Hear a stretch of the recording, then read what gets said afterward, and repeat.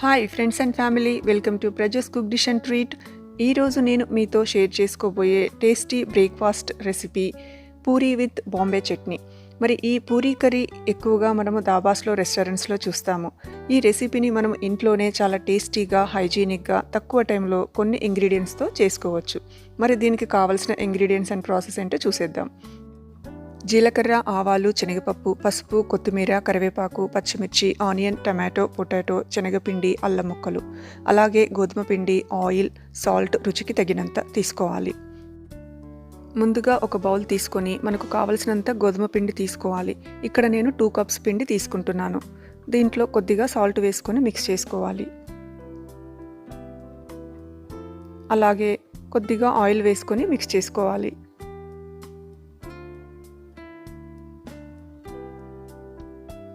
ఇప్పుడు కొద్దిగా వాటర్ వేసుకుంటూ పిండిని ముద్దగా తడుపుకోవాలి.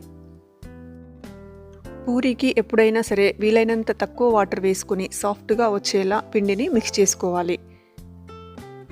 ఇలా ముద్దలా వచ్చిన తర్వాత ఇంకొంచెం ఆయిల్ వేసుకొని మొత్తం కలిసేలా మిక్స్ చేసుకోవాలి.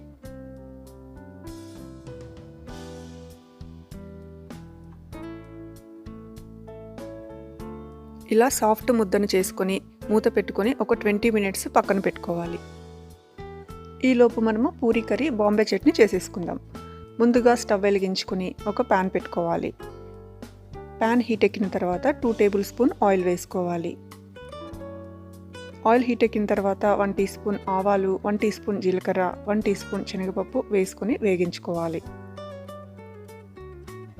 ఇప్పుడు కట్ చేసినటువంటి పచ్చిమిర్చీలు, కొద్దిగా పసుపు, కరివేపాకు వేసుకొని మిక్స్ చేసుకోవాలి. అలాగే కట్ చేసి పెట్టుకున్నటువంటి ఆనియన్ ముక్కలు కూడా వేసుకొని మిక్స్ చేసుకోవాలి.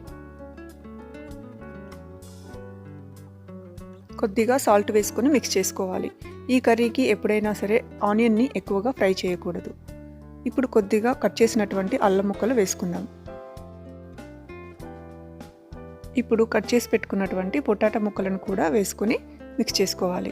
ఈ కర్రీకి పొటాటోస్ని కొద్దిగా సన్నగా స్లైసెస్గా కట్ చేసుకోవాలి. మూత పెట్టుకొని 2 మినిట్స్ ఫ్రై చేసుకోవాలి. ఇప్పుడు మూత ఓపెన్ చేసి మళ్ళీ ఒకసారి మొత్తం కలుపుకోవాలి. కట్ చేసినటువంటి టమాటా ముక్కలను కూడా వేసుకొని మిక్స్ చేసుకోవాలి. టమాటా ముక్కలను కూడా ఎక్కువగా ఉడికించకూడదు, లైట్గా సాఫ్ట్ అయ్యే వరకు మాత్రమే ఉడికించుకోవాలి. ఇప్పుడు మళ్ళీ మూత పెట్టుకొని కొద్దిసేపు కుక్ చేసుకుందాం. టమాటో కొద్దిగా సాఫ్ట్ అయిన తర్వాత ఒకసారి కలుపుకొని రుచికి సరిపడినంత సాల్ట్ వేసుకొని కలుపుకోవాలి.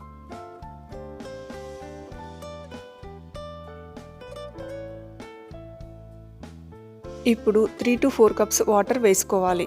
మొత్తం కలిసేలా ఒకసారి మిక్స్ చేసుకొని మూత పెట్టుకొని వాటర్ బాయిల్ అయ్యే వరకు కుక్ చేసుకోవాలి.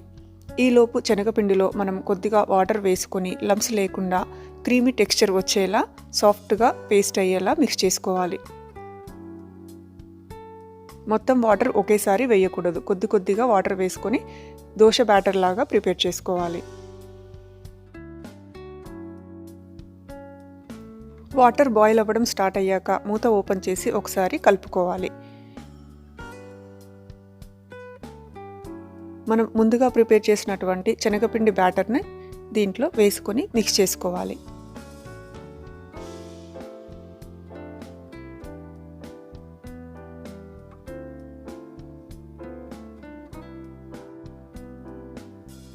ముద్దలు కట్టకుండా కంటిన్యూస్గా 1 నిమిషం పాటు కలుపుతూ ఉండాలి.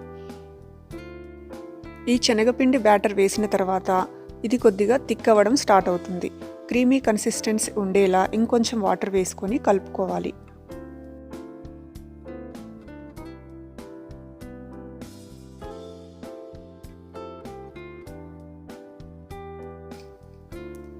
ఇలా 1 నిమిషం పాటు స్లోగా కలుపుతూ ఉండాలి. ఇప్పుడు కట్ చేసి పెట్టుకున్నటువంటి కొత్తిమీర కూడా కొద్దిగా వేసుకొని మిక్స్ చేసుకోవాలి.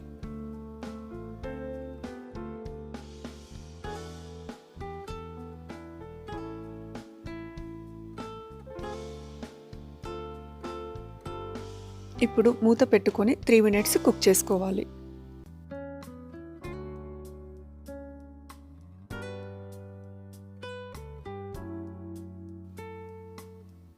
3 మినిట్స్ తర్వాత మూత ఓపెన్ చేసి ఒకసారి కలుపుకోవాలి. మూత పెట్టకుండా ఇంకొక నిమిషం పాటు కుక్ చేసుకోవాలి.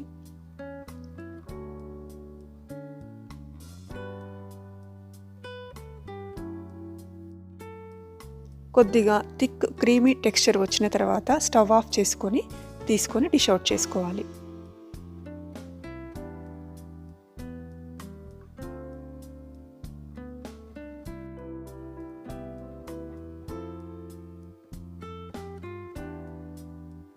కొద్దిగా కొత్తిమీరతో గార్నిషింగ్ చేసుకొని పక్కన పెట్టుకుందాం.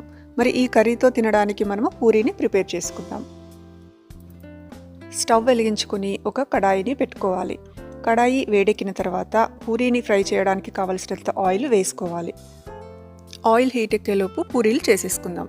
ముందుగా తడిపి పెట్టినటువంటి పిండిలో నుంచి కొద్ది కొద్దిగా తీసుకుంటూ చిన్న ముద్దలు చేసుకొని పిండిని కానీ ఆయిల్ని కానీ యూస్ చేస్తూ పూరీలు చేసుకోవాలి. ఇక్కడ నేను పొడి పిండిని యూస్ చేస్తున్నాను. మీరు ఆయిల్ కూడా యూస్ చేసుకోవచ్చు. మీ దగ్గర పూరీ ప్రెషర్ ఉంటే దాంతో కూడా పూరీలు చేసుకోవచ్చు. ఇలా ఒక 10 పూరీస్ వరకు చేసి పక్కన పెట్టుకోవచ్చు. మరీ ఎక్కువ చేసుకోవాల్సి వచ్చినప్పుడు 2 మెంబర్స్ కలిసి ఒకరు ప్రెస్ చేస్తూ ఒకరు ఫ్రై చేస్తే డ్రై అవ్వకుండా ఉంటాయి. పొడిపిండి వాడినప్పుడు పూరీ పైన ఏదైనా కొద్దిగా పొడి మిగిలిపోతే దానిని దులిపివేసుకోవాలి. పూరీలన్నింటినీ మరీ పల్చగా కాకుండా మరీ మందంగా కాకుండా ప్రెస్ చేసుకొని పెట్టుకోవాలి. ఇప్పుడు ఈ పూరీలన్నింటినీ ఫ్రై చేసుకుందాం. ఆయిల్ బాగా వేడిగా ఉన్నప్పుడే పూరీలు ఫ్రై చేసుకోవాలి. పూరీ వేసుకొని ఒక గరిటెతో ప్రెస్ చేస్తే బాగా పొంగుతుంది. ఇప్పుడు రెండో వైపు కూడా తిప్పుకొని ఫ్రై చేసుకొని తీసి పెట్టుకోవాలి. స్టవ్ ఫ్లేమ్ని మీడియం టు హైలో సెట్ చేసుకొని సేమ్ ఫ్లేమ్ను కంటిన్యూ చేస్తూ పూరీలన్నీ చేసుకోవాలి. ఆయిల్ టెంపరేచర్ తగ్గకుండా చూసుకోవాలి. పూరీని ఎక్కువసార్లు తిప్పకుండా ఇదే ప్రాసెస్లో అన్ని పూరీలను చేసేసుకోవాలి.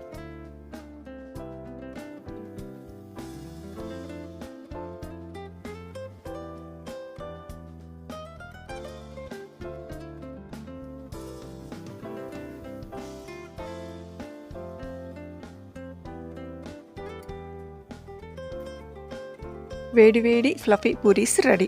మరి ఈ పూరీల్లోకి మనం ముందుగా రెడీ చేసి పెట్టుకున్నటువంటి బాంబే చట్నీ లేదా పూరీ కర్రీ ఒక బౌల్లో సర్వ్ చేసుకొని రెండింటిని కలిపి తినడమే ఆలస్యం.